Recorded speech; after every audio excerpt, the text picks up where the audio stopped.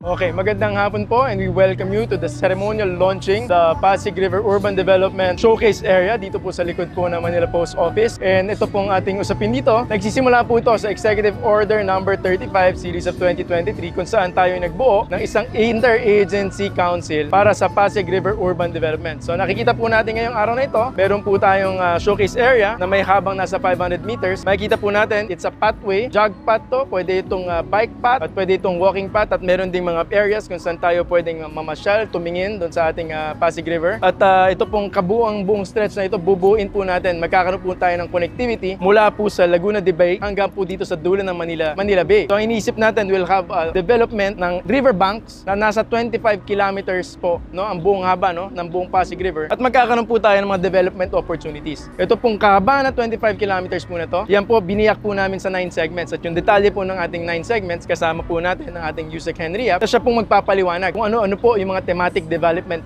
areas na gagawin natin doon sa ating 9 segments of the 25 kilometer stretch. Ang objective natin, malakarin or pwedeng magbisikleta galing dito sa mouth ng Pasig River hanggang dulo sa Laguna Lake. Idea po natin para mapabilis natin yung ating pagkumpleto ng project, pinaghati-hati po natin ang bawat segment. So makikita ninyo, bawat segment may numero, yun yung haba po ng project site natin. Dito sa mapa, yung dalawang lines na yun yung break ng bawat project na yan, no? So for example, pag tinignan natin yung segment 2, makikita natin ang importante nito, which is this area kung saan tayo. I-develop po natin to. Ang length po ng segment na to is 1.74. Magkakaroon tayo ng esplanade, walkway, tapos magkakaroon din tayo ng commercial areas para maingganyo din yung mga tao pumunta rito. At every area, merong iba-iba tayong theme hanggang umabot tayo dun sa dulo ng 9th area, which is already dun sa mouth naman ng Laguna Lake. Ang idea natin, ang gusto natin buhayin yung Pasig River. Pag buhay natin ng Pasig River, binabalik natin yung historical value ng Pasig River tsaka yung cultural value. But at the same time, para lang masustain yan, dapat mag-create tayo ng activities dito sa area na to. So tulad nito, meron tayong magiging parks, magiging playgrounds, tulad nito portion na to, i-develop to a park. So hindi lang limited in one area. Ang gusto kasi natin, yung tao pwedeng maglakad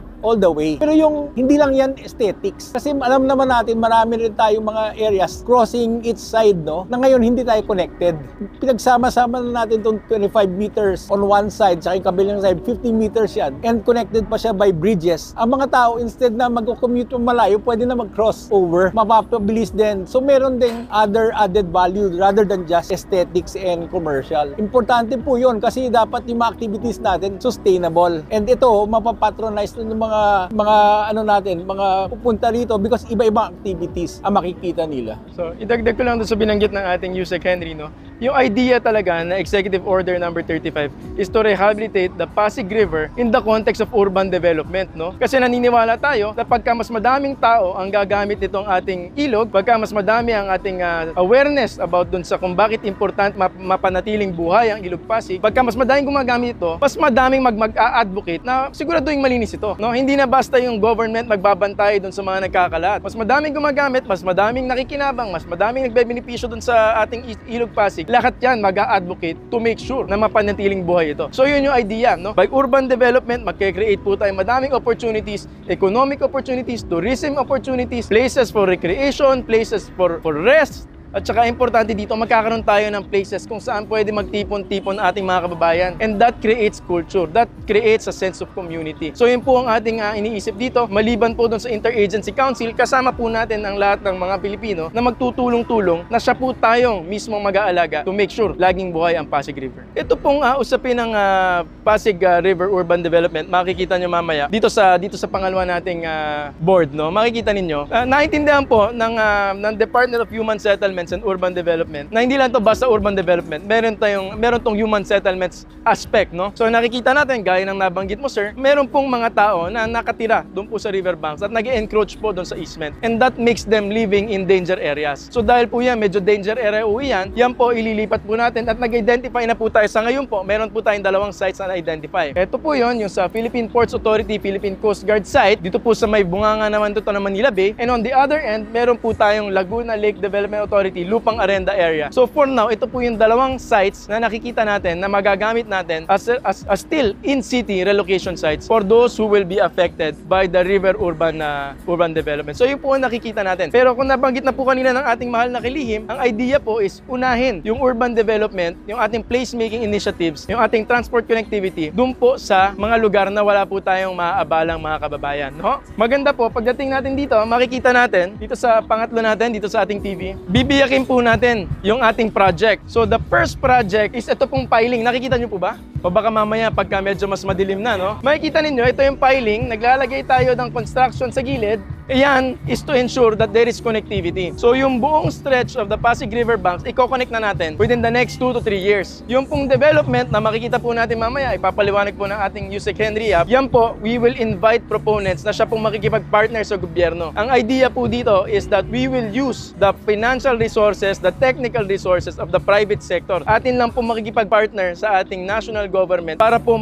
maximize ang potential ng ating Pasig River. So siguro Yusek Henry, dito tayo sa development. So, itong bigger picture, ito na yung dinivide natin yung stretch ng 25 kilometers to 9 areas. At in bawat area, meron tayong theme na kinonceptualize para naman pag inallocate natin to, inimbitahan natin yung ating private sector, meron silang guide kung anong pwedeng magawa dun sa area na yon. Now, ang importante dito, ang departamento natin kasama ng mga miyembro ng interagency, kino-coordinate natin kasi mas kinasyam yung pagde-develop na yan. Dapat siyempre may continuity ng bawat area na yon. Mahirap naman yung pagdating mo ng isang side na iba na bigla yung ano. So, kasi gusto nga natin yung mga tao pwede maglakad or magbisikleta from one end to the other and then across the other side. Importante yung team natin ma-develop. Now, ang gagawin po natin, yayayain po natin yung mga private sector, sila ngayon pipili ano yung gusto nilang i-commit sa atin. Pero bago sila nag-commit, tayo, mayroon na tayong ginagawa ng piling para ma-ensure natin may connectivity all the way. So, pagpasok nila, mas mabilis na yung kanilang development. No? So, ang agency natin, coordinate natin yung overall plan, but yung detailed plan,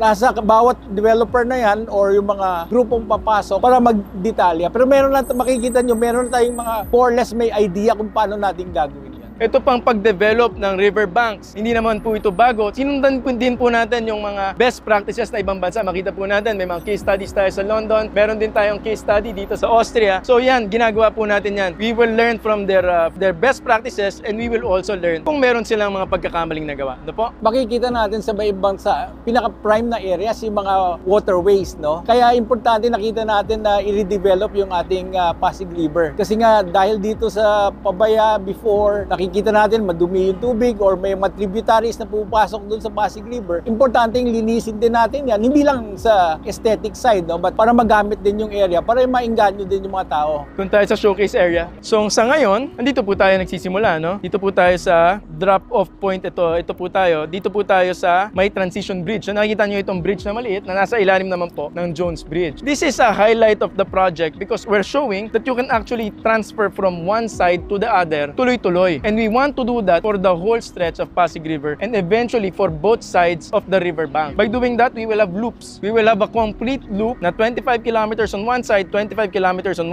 the other side, and we will also have loop na kagaya nito. Ito makikita nyo mamaya pagtawid natin. Ito pong stretch po na ito na develop natin sa likod ng post office, maiko-connect na po natin sa Jones Bridge. Pagtawid mo po sa Jones Bridge, dito ka pa sa kabilang river bank at makakatawid ka po via the MacArthur Bridge. Mamaya po makikita natin dyan, yung po ang ating gagawin. So we will invite you to go down at tatawid po tayo sa transition bridge at makita nyo po kung paano kayo tatawid to the other side nang wala pong putol. So pag ganyan, yan.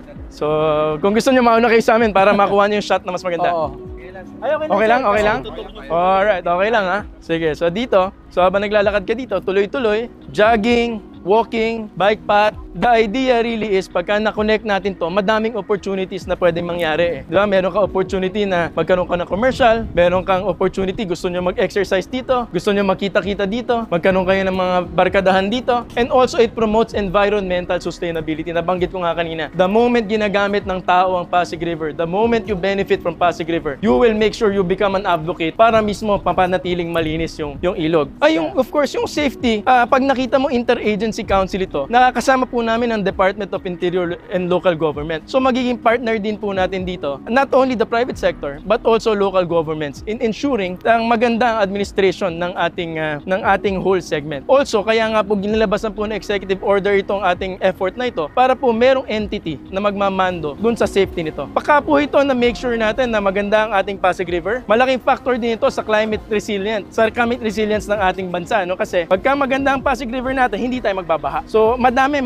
nakikita natin tinatamaan. Merong tourism, merong environment, merong placemaking, at meron tayong safety ng mga tao na makapaglakad ka, tuloy-tuloy. And nagkakaroon din tayo ng creation of land values. So, naniniwala po kami, with this showcase area, mapapakita na natin na ito sana ang vision ng ating administrasyon para dito sa ating Pasig River. Matatandaan nyo dati, from this side, hindi tayo makatawid sa kabila. Kailangan pa tayong dumaan dito kasi ikot pa tayo. So, ang idea niyan, the whole 25 kilometers on both sides, ganun ang gagawin natin. So, ito yung showcase natin, ito yung panimula lang. At plano natin, ituloy yan all the way from the mouth of the Pasig River up to Laguna Divide. Yusek Henry, at this point, we will invite them. Meron po tayong boats. Itadala po namin kayo mamaya doon sa dock para po makita nyo naman yung view from the water. Mamaya po, pag ilaw po niyan, mas makikita nyo po ang ganda ng ating pong development dito. Makikita nyo po itong ating esplanade. Makikita nyo po itong area na ito from Jones Bridge to MacArthur Bridge from the water naman po. So, imbitahin po namin kayo doon. The idea is to identify ano yung mga features ng site tapos magkaroon ng kapareho doon sa mga site. Ang idea kasi hindi natin pwedeng gawing ibang-iba eh. Mahirap yan eh, parang chopsy lumalabas. So, kung ano yung pinaka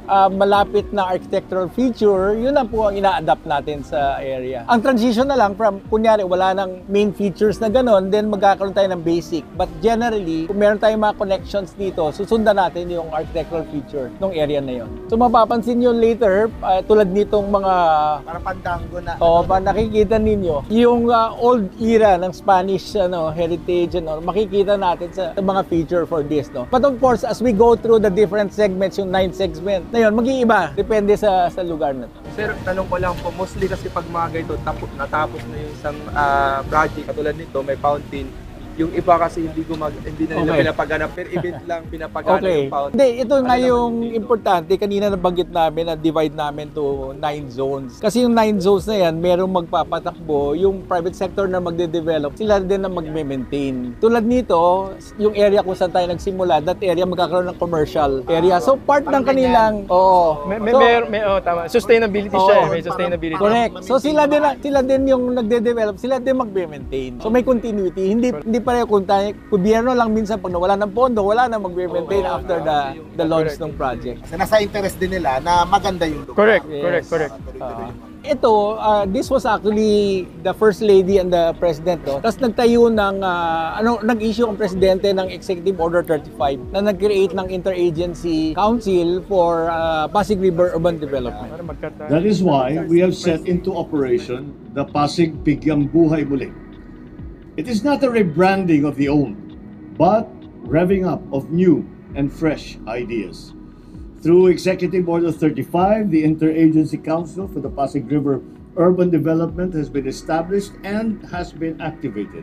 Kasama sa kanilang mandato ang abot-kayang pabahay para doon sa mga nag-aal sa balutan na tuwing may nagbabadyang bagyo. Kaya inuutos ko kay Secretary Jerry Acusar ng DSUD ang pabahay na tumutugon sa lahat ng antas ng pinansyal ng kakayahan. Gagawin natin ito sapagkat tama lang na kung sino ang malapit sa ilog ang siyang unang dapat pabibiyaan. Narito po tayo ngayon sa kilometer 0 ng ating paglalakbay para makamtan natin ang minimithing buhay at masiglang ilog ng Pasig. Hindi po ito ningaskugon na kampanya o flavor of the month lang. This will be pursued relentlessly. Kaya ano ba naman ang bago rito? Tutukan ninyo at ang inyong Pangulo at siyempre ang talagang lead proponent ito ang ating First Lady.